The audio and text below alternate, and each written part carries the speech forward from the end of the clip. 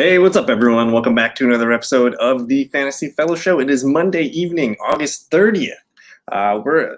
Next week, we're 10 days away from football on Thursday Night Football here. We got Dallas and Tampa Bay. I know a lot of people just had their draft weekend, so I'm hoping you guys heard the Dobbins news. If you guys avoided that, that's great. But what we're going to do in this video is we're going to kind of just look at the preseason games and just kind of give my thoughts and things that stuck out to me. I was on vacation this last weekend, so I was just kind of trying to catch up the news, and I didn't really have the best service, so it was kind of difficult to stay ahead of things. But today, I spent the entire morning updating the cheat sheet and just looking at everything here. I'm going to check my internet real quick because it looks like it's kind of lagging behind here. I'm going to switch it real quick. 1 second.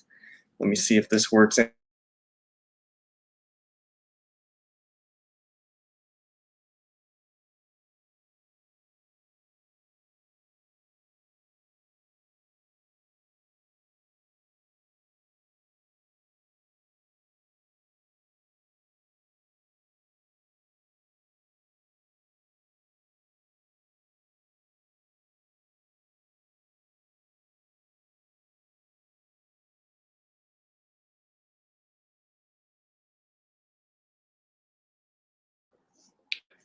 And we are back. I hope that's a little bit smoother connection. I forgot to click on the good internet. So we're going to hop into a screen share here. But we're just going to look at the preseason, the final week of preseason here. Let's take a look and see what games we can take things away from. Friday night, we had a handful of games. I just want to go over the comments real quick before we get into this. It's like Sports Dog had a really great draft. Josh Allen, Devontae Adams, Allen Robinson, running backs Austin Eckler, Clyde Edwards, Robert Tonyan, the tight end, and then Cooper Kupp as the flex. Got the kicker, the defense in there, but his bench, Damian Harris, Myles Gaskin, Antonio Brown, Zach Moss, Stafford, love this good, Russell Gage. There's Jared Cook and Mike Williams. So thank you for purchasing the draft kit. Glad you guys found some use for that. Let's see here. It says Brandon Cooks and Javonte Williams, I'm thinking here. But I don't know. Hope you guys are all having a good night. We're going to get into some things here. And yeah, we saw Trey Lance here has a small chip in his finger, expected to miss about a week.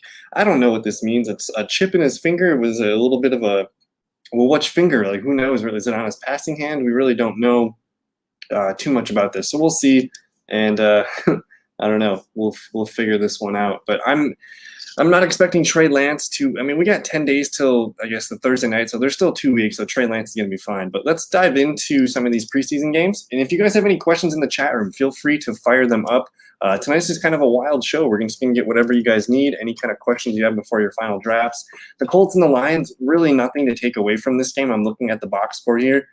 Jacob Eason still playing good. He's probably the backup guy, 10 for 14, 74 yards. But really nothing here. I mean, Quintez Cephas is probably the number 3 receiver now, 3 for 35 and a touchdown. We did hear that they let Brashad Perriman go. So I don't know where he's going to sign, but it looks like Amon-Ra St. Brown, Tyrell Williams, and Quintez Cephas are the top receivers for Detroit. I really don't know. This game, really didn't show us that much. So we're going to kind of pass. Let's pass that one up and see if we can find some other information here. The Eagles and the Jets. I thought the Jets held everybody back as well here too. It's weird. Some teams decided to play. Some teams really just didn't give us anything. But Joe Flacco, of course, the Eagles traded for Gardner Minshew this weekend, so that was kind of fun. But Flacco looks really good in the backup role. 13 of 16 for 2 touchdowns. Elijah Holyfield looks like he can make the team. Kenneth Gainwell, though, looking like he could have himself a role this season, which is kind of why I'm nervous about Miles Sanders. I really don't like drafting Sanders in the 3rd or the 4th round. Kenneth Gainwell, 5 carries, 32 yards, and a touchdown. He also caught 4 for 27. So I think our guy Kenneth Gainwell here might cap some of the upside there, whether it's for Boston Scott or for Miles Sanders. But you do see Boston Scott here with a 2 for 49 and a touchdown himself. So the running backs behind Sanders playing really, really well. We didn't really see anything else too crazy in this game. Jalen Reagor caught one. Travis Fulgham caught one. Nothing from Devonta Smith. On the Jets side, they really didn't show anything for us either. Josh Adams, 12 for 62. Ty Johnson, 13 for 53 and a touchdown. He might be the starting running back there to start the year. Michael Carter only got 7 carries for 12 yards. And then as far as receiving go, really nothing happened in this one. So we'll kind of keep it moving. We got a thought from Justin here. Thoughts on the Chargers wideout Tyron Johnson. It depends on how deep of a league you play. I can see him being a waiver wire person. I know last year at times he was one of the better receivers for Jacksonville, or for the Chargers. Let's pull up his stats real quick. He's kind of in a fight with the rookie Josh Palmer for the number 3 spot. But last year, 20 catches, 398 yards, and 3 touchdowns. It was very sporadic, but he had some big plays. You see his yards per catch. He could take one play to the house. He's an interesting guy to have to your bench. If you're in a 12-team league, that's maybe one of your last picks that you can grab him. They do have him listed here as a number 4 on FF Today, but I think he's going to be in the mix with Jalen Guyton and Josh Palmer. So I think this is a guy that I'm probably okay with leaving on the waiver wire, and let's just wait and see how the first couple weeks shake out. I know they like Josh Palmer a lot. He was their 3rd round pick, I believe, this year. And then Jalen Guyton's still kind of a deep threat here too. So there's not too much clarity for me on whether he's the clear number 3 yet, but we can. I'm willing to take a wait and see approach on Tyron Johnson. The Steelers and the Panthers. This one was interesting because Sam Darnold came into this one and he played, I think, the whole first half. He goes 19 of 25, 162 yards and 2 touchdowns. This is fantastic. His receivers, DJ Moore, 6 for 48. And then you see Terrace Marshall, 3 for 43 and a touchdown from Sam Darnold.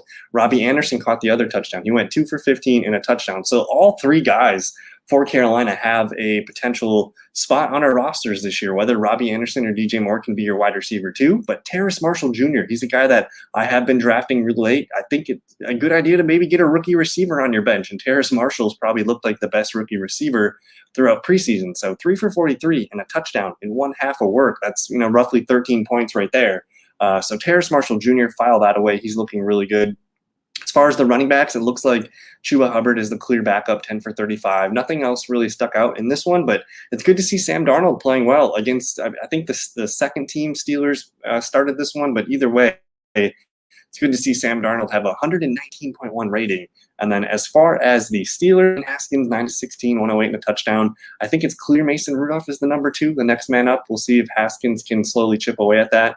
But really nothing too crazy in this one. Chase Claypool, 1 for 18. He also had an 11-yard run. They kind of just rested the starters. They got Ben and all the other guys in last week. Let me see here. Where do you rank Gus? Is he top 20? Okay. Let's. I'm going to click on the Chiefs box score. And when I updated my Ravens projections, there's a couple injuries this week. I had to update the Indianapolis Colts because T.Y. Hilton's going to miss some time. And then I had to update the Baltimore Ravens. And for now, I have Gus Edwards leading the team. He's going to be right around 1,000 yards. I gave him 205 carries, 9 touchdowns. I think he's going to be the leading receiving back. But I do like Justice Hill. I do like Tyson Williams. I think they're going to be used a little bit in, to help just spread the ball around and not get Gus over too many carries. But Tyson Williams, the rookie running back, I think he's going to be the second leading ball carrier. And then Justice Hill, I think he's going to get 3rd most carries, but he's going to be probably used a little bit more in the passing game than Tyson Williams. So I do have Gus, 1,000 yards, 9 touchdowns, and then I even added 20 catches for him. And when it came out, let's see here, he is in, this is full PPR, he's my RB21. So I guess my thinking is, why take Miles Sanders in the 3rd or 4th round when you can get Gus Edwards in the 5th or the 6th? That seems to be, one of the hot spots. And there's some names here. Gus Edwards, RB21. I'm okay with Mike Davis as your RB22, but Damian Harris, Ronald Jones, Kareem Hunt, Darrell Henderson.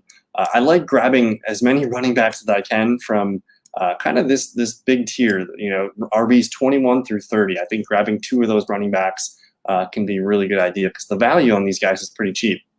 So I do have Gus Edwards ranked as a low-end running back too. If you guys play in half PPR or standard leagues, Gus Edwards' value it's gonna go up because we know he's not going to be a target monster. But I just think it's interesting that they were targeting JK Dobbins on that play he got hurt. So it was clear JK Dobbins was going to get a little bit more work in the passing game than I think people were planning on. So Gus Edwards is my RB 21. And then with the T.Y. Hilton news, since he is, we don't know really, it was kind of vague. We really don't have too much information on T.Y. Hilton. But interestingly enough, I did move up most of my numbers for Michael Pittman Jr., who is now my wide receiver 38. I think he's in that range of Cortland Sutton, Jacoby Myers, Brandon Cooks. He's like in this, is this guy the wide receiver 1 on his own team kind of territory? So Cortland Sutton, Michael Pittman, Jacoby Myers, these guys are all kind of, high risk, high reward receivers at the 8th, 9th, 10th round. So if you get to the point and you want a potential wide receiver 1, Michael Pittman Jr., I keep coming back to the fact that the Colts took Michael Pittman Jr. over Jonathan Taylor last year. So they basically said, we can't leave the draft without Pittman. We'll see if we can get Jonathan Taylor still. So they wanted Pittman more than Taylor. So I think he is kind of becoming an attractive, maybe that first wide receiver off your bench, your number 4, number 5. He could end up being a top 36 wide receiver. So I like Pittman's side there a lot. But let's look at this Vikings-Chiefs game, because we saw Kirk Cousins and Mahomes both play. For the Chiefs, Mahomes just comes out dealing 8 for 9, 117 yards and 2 touchdowns. He gets the 158.3 perfect passer rating. We see the receivers, Tyreek Hill, 1 for 35 and a touchdown. Travis Kelce, 2 for 35. A couple other guys made some catches. You see Demarcus Robinson, 2 for 30. A lot of running back passes. Byron Pringle, 1 for 11. Cornell Powell, 1 for 8. Nothing from our guy, Mecole Hardman, though. So that's interesting. I don't know if he played or not. But it's good to see the Chiefs' offense back into the swing of things. I think they just released Darwin Thompson, so they're going to be rolling in with there's the Hardman carry, but they're rolling in with Clyde Edwards, Jerick McKinnon, and Darrell Williams as the main back. So if Clyde Edwards misses any time with that ankle injury, we're probably going to be watching for McKinnon and Darrell Williams. On the Vikings side of things, you got Kirk Cousins, 5 of 7, 57 yards. Nothing really on the ground game here. It looks like A.J. Rose Jr. maybe makes the team here, 6 for 41 and 2 touchdowns. But other than that, like, they really didn't play their guys. Ito Smith there, but Irv Smith is up here with 2 for 39. He's going to have surgery, though. He's got a meniscus injury. It's not like season ending or anything, but it's going to sideline him. It sounds like for maybe 2 weeks, 3 weeks, like, we really don't know. And again, there's still 14 days before the Vikings actually play their first game of the season. So he's going to get that time to heal. Maybe he misses 1 or 2 games. Irv Smith's going to probably end up falling a lot in the draft because people are nervous about that injury. We were super excited about Irv, and I think we might be able to get him for even cheaper now and just leave him on the bench. He's got a lot of high upside. He could be a top 12 or tight end for us this year. In his place, though, you're going to see backup tight end Tyler Conklin, who they were actually really, really excited about, too. That's going to be a 2 tight end duo. But Irv Smith fell down to tight end 17 for me. Tyler Conklin, tight end number 25. If Irv misses more than 2-3 weeks, Tyler Conklin's going to be a guy that you can start right away. And I think if you just waited to the end of the draft, like, you could start Tyler Conklin week 1 and try to figure out your tight end position along the way. So the Vikings did not get through the preseason unscathed. Irv Smith going to miss maybe a week or 2. Who knows yet? We're still waiting some information. The Packers and Bills kicked off Saturday's game. Slate of games. Jordan Love, 12 of 18, 149 and an interception. Nothing really happening on the ground game. Kylan Hill, though, he has pretty much established himself as the RB3 in Green Bay. If anything happens to Aaron Jones or A.J. Dillon, Kylan Hill's the next man up. So just file that away for the regular season. He'll be on our waiver wire speed dial. What's going on, Matt? Thanks for hanging out in the chat room and watching the video tonight. We're just doing our preseason wrap-up here. We're just trying to figure out if there's anything meaningful that we can get from this last weekend's games. The Packers really didn't show us anything in this preseason. It was good to see Jordan Love play again. He threw the ball really well, and if you consider Green Bay has not played their top 30, top 35 players in any of the preseason games this year. So he's pretty much running with the practice squad offense. And the Bills played their starters for the majority of the first half. So this game was 13-0 at halftime. Green Bay had a couple drives stall out, in the goal line in the red zone. So this game was actually really encouraging for me with Jordan Love. But this one was all about Josh Allen. He comes in the first half, 20 of 26, 194 yards and 2 touchdowns, only sacked once. Gabriel Davis caught one of the touchdowns, 5 for 75 and a touchdown. Cole Beasley, 4 for 52. Emmanuel Sanders, 4 for 27. No Stephon Diggs in this one. He's still being held out, being just a precautionary kind of thing right now.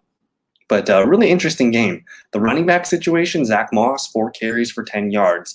No carries for Devin Singletary. He did have 2 catches for 8 yards, but as Zach Moss is getting healthier, it looks like Zach Moss in the lead for touches and carries. Again, he had 4 carries to Singletary's 0 carries, 2 catches for him, and then 1 for Moss, who actually Moss caught the touchdown. So Zach Moss is an interesting guy that you can put on your bench as your running back 3, 4, or whatever. Just try to get a piece of this Buffalo offense any way that you can. Let's take a look and see what else we got next here. The Ravens and Washington and JK Dobbins, guys. It's sad. I liked JK Dobbins in the 3rd round. especially if you wanted to start 2 wide receivers, to just bang out 2 top 5 wide receivers. You get JK Dobbins in the third, and then all things are kind of rolling after that. But Dobbins goes 2 for 15 in this one. He does catch a ball that ultimately gets him banged up with the knee, 1 catch for 2 yards. It's going to be the Gus Bus show. Gus Edwards was 2 of 27 in this one. I don't see any catches for him. He's never really caught the ball much to begin with. Let's just pull up Gus Edwards' numbers real quick. And if you're still drafting, I think for the most part, like my most important leagues, I tell people to wait until Labor Day to do your drafts, because that's after the preseason. There's no worrying about is a player healthy or not. But Gus Edwards is a damn good running back. 3 straight years over 700 yards, 5 yards per carry every single year. A total of 10 touchdowns on the ground in 3 years here. Not really used much as a receiver, though, but look at his averages. Last year, he caught 9 for 129 yards. That's 14.3 yards per catch. So if he doubles his workload in the passing game, you're looking at a guy that could be very useful. And again, this is the role that JK Dobbins turned into double-digit touchdowns almost last year. So Baltimore Ravens running game, you want a part of that. I think for Gus Edwards, let me look and see where I have him rank in my flex rankings, and I can tell you guys where I think he should be going. Let's scroll down here. So I have him as my 63rd best player. So that's technically in the 5th round. I think that's when you're going to see people begin to get interested in Gus Edwards. If he falls to the 6th round, I think that's probably the fair value for him. And I could see myself reaching on a Gus Edwards for a receiver in the 5th round if that's how it's going. But I would prepare to be using Gus Edwards as your running back too. If you get him as your flex, that's fine. But I think he can be a serviceable running back too. And then with this Baltimore Ravens game, they've won 20 straight preseason games in a row, by the way. That's a record that might not be broken. But Lamar, 3 of 4, 29 yards. The running game, again, we talked about Dobbins already. But the receivers, Mark Andrews, 2 for 27. You see Eric Tomlinson, Tylan Wallace, James Proche, Benjamin Victor with the 4 passing touchdowns here by Tyler Huntley. He's the clear number 2 quarterback. But it's okay. Like Mark Andrews is still useful. Gus Edwards, Lamar Jackson. Let's just keep it simple. I'm not going to trust Marquise Brown or Sammy Watkins or Rashad Bateman. I think just go with Lamar, Gus, and Mark, and we'll stay away from the rest of the Ravens. The Washington football team didn't show us anything. They sat their top 2 quarterbacks. Antonio Gibson didn't play. No Terry McLaurin. Just nothing really to learn from this one. So we know who the starters are. We know who we're going to trust with Washington. So that's good news, I suppose. Let's take a peek here at the Bears and the Titans. Again, these teams really didn't show us too much. Nick Foles and Justin Fields played. Andy Dalton did get the rest. But Justin Fields, 7 of 10, 54 yards and a touchdown. He was sacked once. He did have 2 carries, 13 yards. The receivers, really nothing to learn here. I don't think we're going to be seeing any of these guys contribute, on the Sundays for the Bears coming up. On Tennessee side, Matt Barkley, Logan Woodside dueling it for the quarterback too. It looks like Logan Woodside technically played a little bit better. Brian Hill, don't sleep Brian Hill as being a backup name to know. If anything happens to Derrick Henry, I think Brian Hill might be that guy that we call up from the waiver wire. So keep your name, file his name away in the back of your mind. If anything happens to our man, Derrick Henry, Brian Hill might be the next best running back there. But Javian Hawkins, don't sleep on him. He went 10 for 49 and a touchdown. I'm not sure Mekhi Sargent's going to make the team, but I think they're going to end up carrying maybe 3 more running backs behind Derrick Henry. So interesting, but nothing really that we need to know for fantasy, I guess, at this point. I'm just glad nobody got hurt in any of those games. Tampa Bay and the Texans. Now, I learned some good things in this one. Tampa Bay's offense is going to be damn good. I think that's one of the offenses you need to make sure you take a player from, whether it's, if you want the best piece, it's probably Tom Brady. If you wait on quarterback, you can collect Tom Brady. You're going to get all the stats from, the 3 stud wideouts and the Gronk and some of the pass catching backs. So I think that's probably the safest call, is if you want a Tampa Bay player, just get Tom Brady. He's really cheap. He's going to probably be a top 5, top 10 quarterback option most weeks. And it's clicking right now. 11 of 14, 154 yards and a touchdown. Wasn't sacked at all. His weapons, Chris Godwin, 3 for 84 and a touchdown. Antonio Brown, 4 for 42. Mike Evans, who's apparently he's been just getting some of the best reviews that this has been his best camp. He's in the best shape. Mike Evans only goes 2 for 20, but you got to get one of these Tampa Bay wide receivers, whether it's Godwin's or Evan.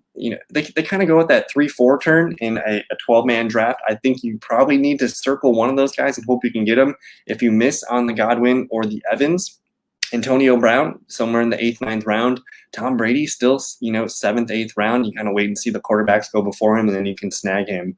But, man, this offense has plenty of weapons. The running backs, you see Keyshawn Vaughn, they're trying to force him. 15 of 29. Ronald Jones, 4 for 27 and a touchdown. I think Ronald Jones is the clear lead running back. He's going to lead this team in carries. I have him as a top 24 running back. His touchdown was really sweet, too. He was untouched, and he kind of just changed his direction and just ran for the pylon. Ronald Jones, one of my favorite running backs to put on your bench. This guy, 12. How about Gronk? I think for the most part, what you're getting from Gronk. Gronk is going to be very boom bust. He's probably going to get a handful of high efficiency targets. He's going to be a target in the red zone. So if you like kind of playing a little bit risky, I like Gronk. I think you can put him. It's best when you're drafting a guy like Gronk. He's got a really cheap ADP. You're probably going to draft him in another tight end. But I think, Thursday Night Football in 10 days against the Dallas Cowboys, it might be kind of fun to start Gronk. I could see myself getting talked into starting him week 1 and then just playing the matchups. We know OJ Howard's coming back, but it's going to be kind of a committee with Howard and Brait. So I like Gronk. We know he's going to be used in the red zone, but it's going to be risky. Each week you kind of got to make you got to choose your battles with Gronk. But I think, again, when you guard Godwin, Evans, Antonio Brown, Gronk's going to be kind of left a lot on his own. So I like Gronk. He's a fringe kind of tight end one for most weeks. I probably would start him against Dallas too in week 1. For the Houston Texans, though, and I guess with Tampa Bay, I'm not interested in Leonard Fournette. I'm not interested in Giovanni Bernard. I think those guys are going to both be kind of useful as the passing down in real football. But as far as fantasy football, Ronald Jones is going to be the lead carrier. Leonard Fournette and Giovanni Bernard are going to be just fighting for third down and passing down work, I think. But Houston, you got Davis Mills coming in here, 10 for 27, 106 yards. He throws 2 touchdowns, but also the 3 interceptions. Not great. Tyrod Taylor, this is his job. I expect him to start week 1, 6 of 9, 31 yards. He was sacked once, whatever.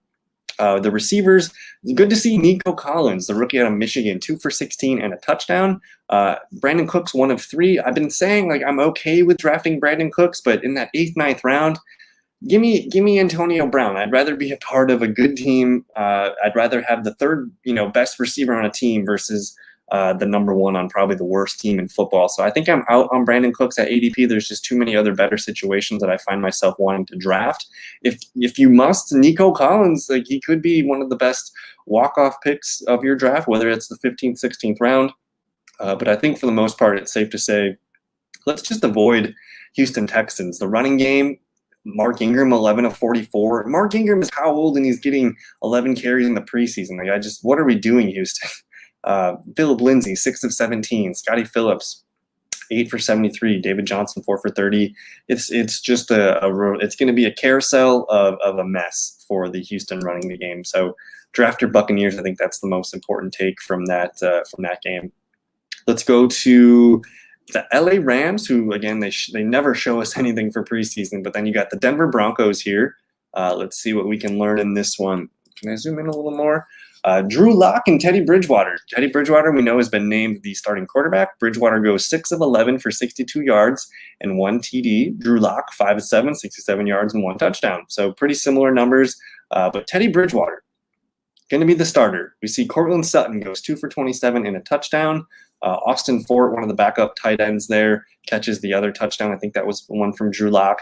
But nothing really learned too much. I guess it was good to see Cortland Sutton back out there and looking pretty good on his touchdown, and he had the other nice catch there too. But Albert Okwuegbunam, the backup tight end, 3 for 23. If anything happens to Noah Fant, we're going to be calling up Albert O on the waiver wire, so just file that name away for you. We'll see if Tim Patrick gets traded or anything. I think they know their top receivers are Judy, Sutton, and Hamler. We'll see if Patrick can get some work. And then the most interesting thing from this game, Melvin Gordon plays 5 for 35. That's actually a decent game. Royce Freeman, 5 of 9. No Javonte Williams in this one, which just makes me think that they've seen enough of Javonte Williams to make him, be their lead back. They didn't want to risk anything with him. They've seen enough of him. He was inactive, I guess. He didn't play at all. So I'm leaning towards Javonte Williams being a high upside pick, whether that's the 6th, 7th, 8th round. Got to feel out your league, and you got to know when rookies go. But Javonte Williams, one of my favorite late round, I guess mid to late round running backs that you could pick. Let me see what we got in the comments here. We got Hartnell down. Thanks for hanging out. Thanks for the question. Should we trade Kareem Hunt for Kenny Galladay? My receivers are really weak. Godwin and Devonta Smith. I made a lot of trades, and my RBs are now Eckler. I think that's Aaron Jones, Mixon, and David Montgomery. So to get Kenny Galladay over Kareem Hunt, you're correct. Like having Eckler, Jones, Mixon, and David Montgomery, you probably don't need Kareem Hunt.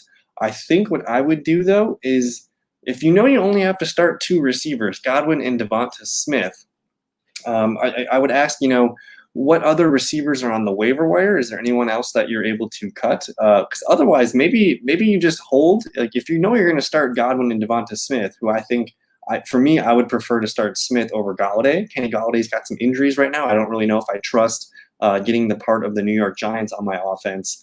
And then who knows, a week into the season, some of these running backs, for me, I think I would rather hold the 5 really good running backs that you have and wait for an opportunity to strike. Because if Nick Chubb misses a game or something, all of a sudden Kareem Hunt's value goes way up. Maybe David Montgomery or Joe Mixon are kind of disappointing or things like that.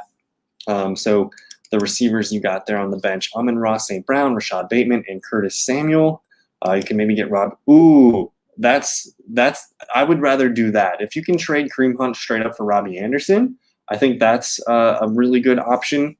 Let me see if I can find some other receiver names here for you that I like. So for Kareem Hunt, I think he's a running back, a fringe running back too. So you're essentially looking for a wide receiver ranked, kind of similarly, whether that's the top, 25, top 30 receiver. So if you can get kind of any of these guys here, I'm just going to highlight a bunch. I don't think you can get Ayuk or Juju for it. But if you can get kind of any of these guys, I think it's worth just saying, hey, like, do you need Kareem Hunt? But Tyler Boyd, DJ Moore, Jerry Judy, you probably won't get Adam Thielen. But if you can get Robbie Anderson, I think that's a really sweet move. T. Higgins, Julio Jones, Chase Claypool, Laviska Shenault. I'd even take Michael Gallup or Corey Davis could maybe get the job done too. I think he's going to be the number 1 receiver for the Jets this year. Maybe Odell Beckham could be traded for Kareem Hunt. Probably not Jamar Chase, but maybe Deebo Samuel, maybe Antonio Brown. So it really depends. If you're able to go back and look at, you could probably get one of these. Honestly, I'm really good with all of 3 of these guys. If it's full PPR, I think Tyler Boyd's probably got the safest floor each week. The Jerry Judy ceiling is exciting. So I guess if I had to rank them, I'm just going to rank them by how I have them projected. So it looks like I have Tyler Boyd being one of the best receivers, top 24 wide receiver. You do see Chase Claypool at 29, but Jerry Judy, 24, and then Robbie Anderson. So I would start for Tyler Boyd. I think if this is truly full PPR, Tyler Boyd's probably the safest. And yeah, we get the confirmation that it is full PPR. I would start with the Tyler Boyd owner, see if he wants a Kareem Hunt type running back. Move on to Jerry Judy owner, check out the Robbie Anderson owner, and then you can follow up with Chase Claypool. I think people seem to be a little bit more excited about Chase Claypool, so I think that might be hard to give up. But if you have a team that's weak at running back, click on some of their receivers and see what they get. I think that's a really fair trade. And this is I think you drafted really well. Because it looks like you knew you were weak at receiver, but the value of running backs looked like they kept falling to you. So you did the right thing. You continue to collect the best value. You got 5 really good running backs. So now you can go kind of shopping and see if you're interested in cashing one of those. So thank you for the question, man. No problem. We'll be doing this all season. We got Sports Dog here. Our draft next Sunday. Yahoo has enter the draft image that you clicked to enter the draft room. It's been years since the ESPN draft. Do the same thing for opening the draft room. Once we are, let's see, I might be able to pull it up. Assuming you use the desktop, let's go ahead and pull this up real quick. ESPN's pretty simple. Let's click on the Fellowship Fun League. You're going to go to there might be a tab here, like when you go into your team, there might be something that says draft now, or otherwise you just go to the league homepage and it'll say, kind of when this countdown hits, it'll say draft now, lobby open kind of thing. So you just click into that and you should be good to go. But anyways, where were we? Keep the questions coming. If you guys got more questions, we'll we'll hang out and answer whatever ones you guys need. But the Broncos, very excited. We just talked about Jerry Judy. I think with Teddy Bridgewater, that's going to be pretty exciting. Bridgewater he just lifted Robbie Anderson, DJ Moore, and Curtis Samuel all to top 25 wide receiver finishes. So Jerry Judy, to me, has a top 25 ceiling. The Rams never show us anything. Bryce Perkins, 23 of 42, 201. Looks like he's going to maybe make it as the team's number 2.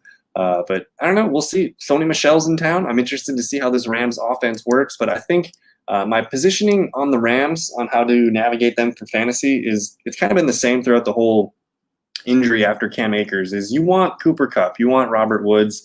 Take the safe players on that offense, whether you spend a late third on Woods or a 4th round pick on Kupp. Just go get your 90, some catches and your 1,000 yards. And I think we're going to want to avoid the running backs there. But let's move on to the Chargers and the Seahawks here. I don't think this one showed us much of anything. Let me just scan this really quick. Alex Collins might be the number 1 running back backup to Chris Carson. He goes 10 for 37 and a touchdown. Rashad Penny, 7 of 24. I read something about Penny maybe being on the roster bubble. And then interestingly enough, Alex Collins, 7 for 52. He catches all 7 of his targets. So he looks don't sleep on Alex Collins. If anything happens to Chris Carson, we're probably going to be checking out Alex Collins on the waiver wire. So just file that name away. Rashad Penny, 1 for 5 through the air. But really a bag of nothing here. Gerald Everett, 1 for 2. Just the 1 target there. Not really too much shown here for Seattle. With the Chargers side of things, Easton Stick, Chase Daniel, really no starters. You do see Tyron Johnson, who we got asked about him earlier, 4 for 41. Josh Palmer, 3 for 26. I don't see any. Where's our guy, Jalen Guyton? So the number 3, number 4 Chargers receivers up for grabs. I think I'm okay with letting that be on the waiver wire, and we'll see if that sorts itself out. But really a bag of nothing here from Seattle and the Chargers. Let's move on to the next one here. Let's see. The Cardinals and the – I hope anyone, if you guys know anybody in the New Orleans area, prayers up for them having Hurricane Ida come through. It sounds like – I don't know if that city has power yet, but not crazy winds. So I hope everyone's safe, and thoughts and prayers to anybody in that area. But the Saints, it sounds like they're going to be hanging around in the Dallas area. They're trying to get that game played week 1 against Green Bay. It might be relocated. So we'll monitor the Saints. But the Jaguars and the Cowboys, if Aiden's still hanging out in the chat, the Jaguars, man, they finally put a nice thing together here on tape. Trevor Lawrence, 11 of 12, 139 and 2 touchdowns. The receivers, Laviska Shenault, 3 for 33 and a touchdown. One of the best receivers you could put on your team in that 7th, 8th, 9th round. He's going to probably be a top 36 wide receiver. And if you get him on your bench, like that's the value on draft day. Get Laviska as your number 4 receiver. I think he can be a number 3, but just get him on the bench. I think he's going to lead the team in targets and receptions this year. You see some other guys catch some passes here. Philip Dorsett, 1 for 38. We'll see if he makes the team. The leading tight end is going to be James O'Shaughnessy. I don't know if we're going to care about the tight end situation. And then really nothing else. Marvin Jones, I don't think played. James Robinson, 1 catch for 2 yards. And then the carries. James Robinson, 3 of 10. Carlos Hyde, 1 of 5. Good to see Divine Ozigbo, 11 for 68 and a touchdown. But the Jaguars, looking good here. They put up 17 points in the first half. Again, Trevor Lawrence, I think he can be a quarterback too for us. If you guys do play in Superflex, I think he looks good as a kind of a second or number 3 quarterback on your team. Try to draft another guy if you can. But I do think there's going to be weeks that Lawrence looks like a quarterback 1. Maybe even week 1 against Houston. They play Houston 2 times this year. He might be good against Tennessee a couple times, but you see the Laviska Shenault touchdown. I don't know if you can see that in the corner. But I'm excited about Lawrence. We're going to probably see him rack up some rushing yards too. And I still think James Robinson, a fringe 3rd round pick, could be an interesting RB1 candidate. Probably looks best as a running back too. Still haven't seen anything from DJ Chark, so I'm going to rank the receivers as Laviska, Marvin, and Chark. If you can take whoever's last, I think I'm fine with that. But I'm getting very excited about Laviska and Trevor Lawrence. The Dallas Cowboys don't show us anything. Don't really know if I need to mention anything in this one. They rested all their starters that we need to know about. So we'll move on to the next game. Let's see what we got here. The Dolphins and the Bengals. Saw a little bit of Joe Burrow in this one. Didn't really say anything too crazy. 0 for 1, whatever. At least he didn't get sacked, but they didn't really need to see him out there too much. The receivers, Tyler Boyd did have a carry. Jamar Chase 0 for 1. Auden Tate caught a pass.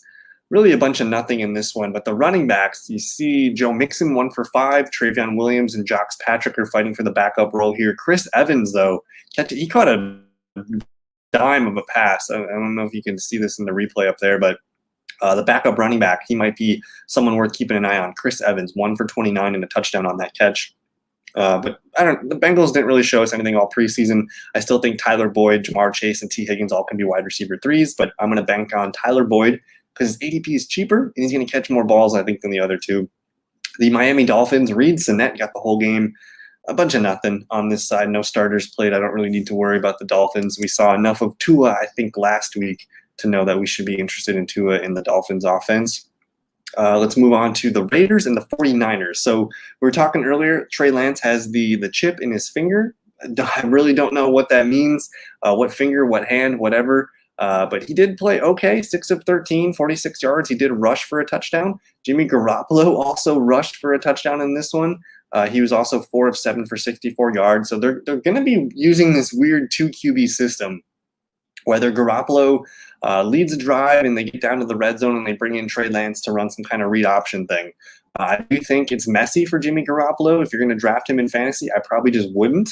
But Trey Lance, with this finger, you might get a discount over the weekend on people not as excited about him. But I think he's going to be used every game, and it's just a matter of time before he actually gets the full lion's share of the workload as the QB1. So Trey Lance, I still have a soft spot in my draft plan there. But the biggest takeaway was Raheem Mostert, 7 for 53 on the ground. At one point, I think he got 5 straight carries. He's going to be the lead back. He's going to be the lead back. So if you're drafting him in the 7th, 8th, 9th round, as long as he's healthy, we're probably going to rank him as a running back 2, a top 24, top 25 running back. Trey Sermon also looked really good, though, 7 for 37. As far as the receiver, no running backs really caught a ball, so nothing happening there. But I think it's going to be a fun Mostert, Sermon kind of split backfield. Both guys look really, really good. Those are probably my favorite 2 spots. George Kittle, 1 for 14. Deebo Samuel, 1 for 24. I don't think Ayuk played, but really that 49ers team is I think you probably got to take an interesting stand on it, whether you want the one of the running backs or one of the receivers and the tight end. I think San Francisco is going to be a fun offense this year. Raiders didn't show us anything. That might be a good thing, though. We haven't seen any of the receivers, Bryan Edwards, Henry Ruggs, John Brown, Hunter Renfrow. They're kind of sitting everything right now. So the Raiders, we'll see what happens with them. The Patriots and the Giants. Mac Jones time? What else do we need to see from Cam Newton? Mac Jones comes in 10 of 14, 156 yards and a touchdown. He was sacked 4 times, so that's a little concerning. Cam Newton, though, 2 of 5, 10 yards, and he did throw a pick. It was a hell of a pick, though, by Blake Martinez. He had a really amazing catch, and he kind of wrestled it from Jacoby Myers. So that was kind of interesting. But the leading receivers on this team, Jacoby only 1 for 6. Nelson Aguilar only 1 for 4. I think those were 2 plays by Cam Newton. But the main thing was Christian Wilkerson, 4 for 72. Backup tight end, Devin Asiasi, 4 for 64. There's Isaiah Zuber, 4 for 50 and a touchdown. Ramondre Stevenson, showing that he can do more than just run in for touchdowns, 2 of 17 through the air. And then you just look at some of the rushing numbers. J.J. Taylor, 9 for 76. Damian Harris, the lead back, 4 for 29. And Ramondre there, 5 for 23 with a touchdown.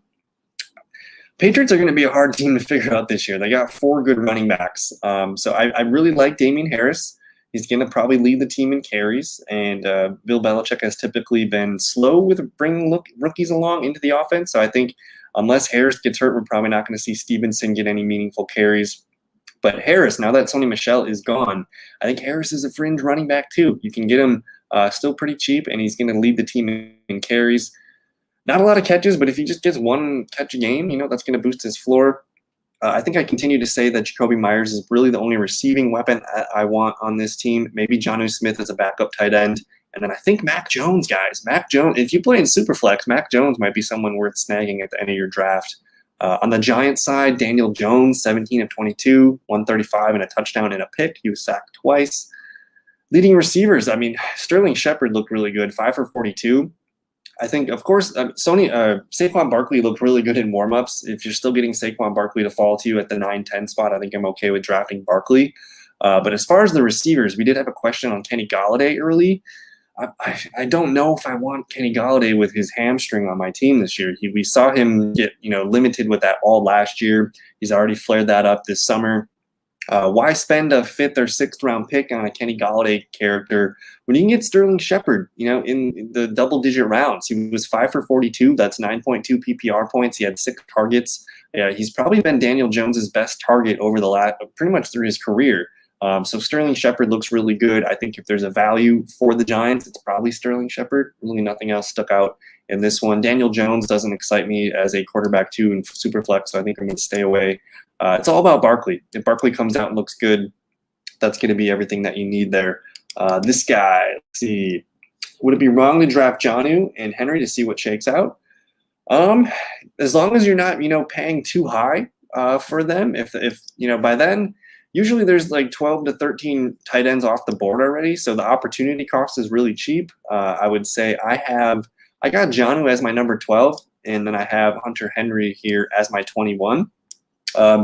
If Hunter Henry gets hurt, Jonnu Smith's going to, be on the field a little bit more. If Jonnu gets hurt, Hunter Henry's going to be there a little bit more. So I like it. You can probably wait and see what happens for the bye weeks, but I don't mind it as long as you're going to be starting one of the guys each week. I think that can be worked out. But if you're drafting Hunter Henry later, maybe you snag a Jared Cook or a Zach Ertz or one of those older tight ends that are a little bit more reliable. So I'm open to it. I still think Jonnu Smith is probably the guy that I would prefer to have in my lineup a little bit more. I've just been let down by Hunter Henry a little bit as he gets injured the last few seasons. Let's move on to what do we got? Our last game, the Browns and the Falcons. Kyle Pitts had a nice 27-yard catch and run, but I guess let's just get that out of the way. We didn't see Matt Ryan. We didn't really see anything from the Falcons offense. No Calvin Ridley, of course. Josh Rosen, though, 9 for 18, 118 yards and a touchdown. Okay. He did throw a touchdown to Jawan Green, 3 for 58 and a touchdown. But Kyle Pitts, this play by Kyle Pitts, I don't know if we can see it here. This might be the Baker Mayfield touchdown. I don't know if it's going to play. But Kyle Pitts took a really small catch, is maybe a 2-yard kind of, flare out thing, and he just ran with it. Kyle Pitts, 1 target, 1 catch, 27 yards. One of my favorite tight ends to draft in the 5th round. I think you could do a lot of bad things in the 5th round, but drafting Kyle Pitts, who could have 700 to 800 yards receiving as a rookie, I think it's going to be it's realistic. If he gets 4 or 5 catches per game, he's going to be able to make a lot of guys miss. So Kyle Pitts, that was my takeaway from this game. Quadri Allison, if anything happens to Mike Davis, Quadri Allison 1 for 6 through the air. He also had 5 for 21 on the ground. Deonta Foreman probably going to make this team as the number 3 there, 4 for 25. So some interesting backup names there to consider, but this offense is all going to be Kyle Pitts, Calvin Ridley, Mike Davis. That's kind of the hierarchy there. Baker Mayfield, 6 of 10, 113 yards, and he gets the touchdown there. He didn't run at all either, but his touchdown over there to Kaderl Hodge, 2 for 42 and a touchdown. You see really no starters play in this one, but it's nice to see Austin Hooper, 1 for 35. I guess he was the one starter that played with Baker. Donovan Peoples-Jones, 1 for 8. People have been raving about his camp. But Dearness Johnson, 5 for 50 or 5 for 44. Interesting kind of, third down back there for you. You also got some carries. Kareem Hunt, 2 for 5. Still Nick Chubb's going to be the boss in this one. So the Browns offense looking good. They go and get that early touchdown right away. I think Browns are one of those teams where I think you want to get a piece of it, whether it's Chubb or Hunt or even Odell or Landry, or sometimes you can just get Baker at the end of the draft as your number 2. I think Baker could be a really decent guy to pull off your bench some weeks, but that's all the games. All right. Let me see if we can pull up some news here. So we're going on the back 15 minutes of the show. If you guys have any questions, now's the time. Fire them up. If you guys got drafts coming up, let me know if you guys got any crazy ideas for draft strategy or what you need. I think the rest of the week, Tuesday, Wednesday, Thursday, I might pop out maybe 2 more mock drafts. We'll kind of just hang out. If you guys want to hang out again at 7 o'clock tomorrow night, we'll just do a mock draft real quick. Maybe we'll do some more news and notes if anything's been happening, but we're just going to continue to pump out the notes this week. I did want to say, if you guys are still watching, during the regular season on thefantasyfellowship.com, I'm going to be doing a handful of live streams each week, and we're going to have our start sit charts, which you can access from the homepage here. It's week 1, so that's why it's in orange. You also have a waiver wire report, which I'll begin to fill out, but I'm probably going to do a sneak peek of the week 1 stuff soon, but it's kind of cool. Let me actually see if I can show you guys what it's going to look like. And the way that I do it, I cover every game. I go through and make these fantasy lineups for each team. So let me go ahead and show you guys. I started kind of working on the Tampa Bay Dallas game.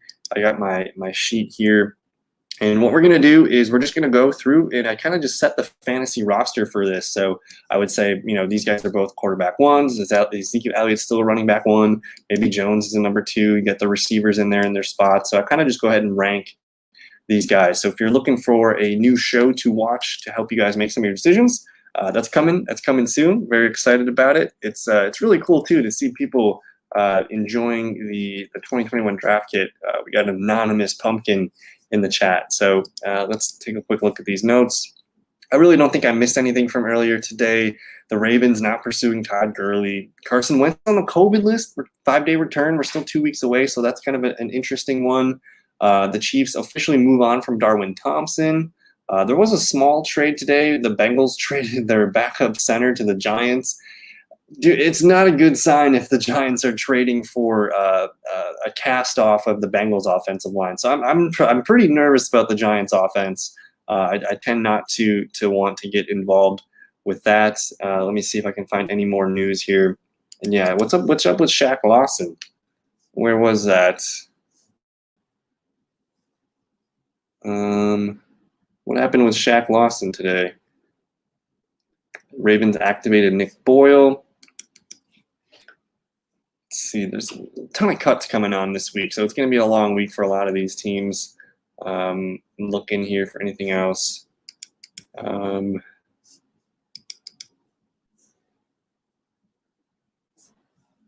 me see here.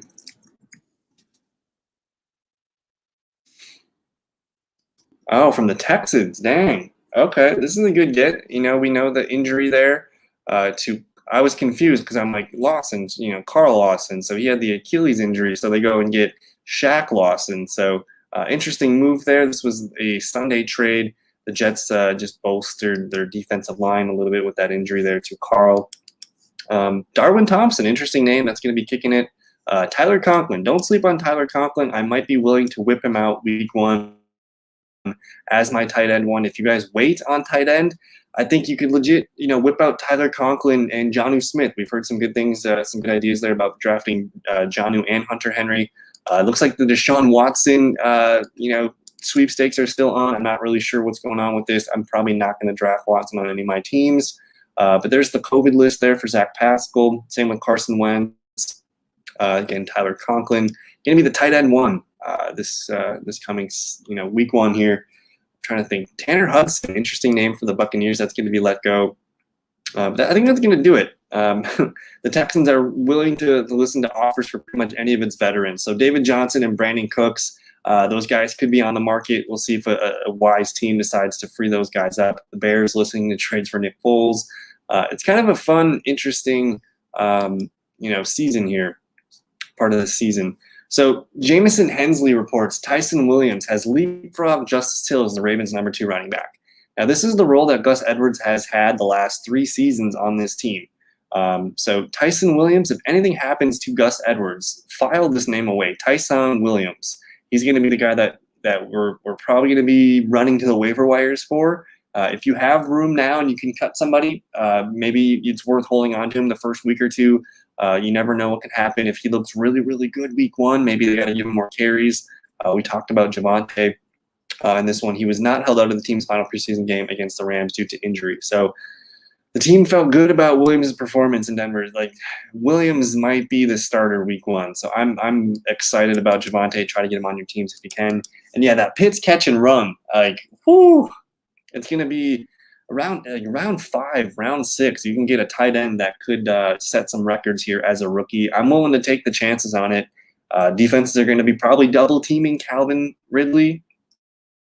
You got to worry about some of the other players on that team too. But Kyle Pitts, you can't really find a player that's going to get more yards after catch than him from the tight end position. So I really like that move there. Thank you for the kind words. Do I drop Mooney or Higbee for the Ravens guy? No, those names probably hold a little bit more weight. If you play in a deeper league and you're holding on to a backup, I'd probably rather own, like, if it came down to me and I had Phillip Lindsay or Tyson Williams, I'm probably just going to go get Tyson Williams. If anything happens to Gus Edwards, it's a great running team. I think that's a little bit higher ceiling. So I think with this one, though, Mooney, Higbee, hold on to those guys. Someone might scoop them up if you go to the waiver wire with them. But let's just keep this, keep the eye, on Tyson Williams, add him to your watch list or whatever ESPN's got. We'll just file that away and just kind of keep it monitoring.